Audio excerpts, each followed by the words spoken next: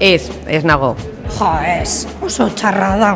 Ez gaude, ez ni, senyor, ez dago hemen posik dagoen menuarekin. Ez, askoz gehiago hobetu beharko litzateke janaria bai. Eta umeek ere ateratzen dira batzutan, tristeala ez dute jakiten ere zer bazkaldu duten. Produktuen kalitatea. Ez zai gustatzen, ez kalitatea, ez kantitatea, ez ratioak ere. Ez zait iruditzen menua orekatutik dagoena, ez da oso zentzua.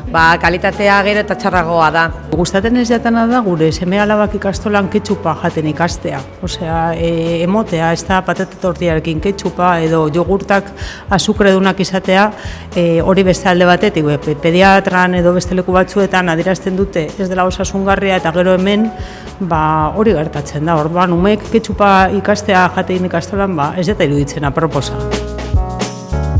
Adibidez, begiralen ratioa oso altua dela. Niri gustatuko litzaidake kilometro zero erabiltzea. Gauza batzuk kentzea eta beste gauza batzuk ordezkatzea. Ez da askoz bekarestiagoa den gauza bat, baina buelta bat emon berdiako bai. Ratioa, monitoren ratioa, gero eta handiagoa delako, eta produktu kalitatea. Aldatuko nuke jaten dena, orokorrean, aldatuko nituzke menuak eta aldatuko nuke kantitatea.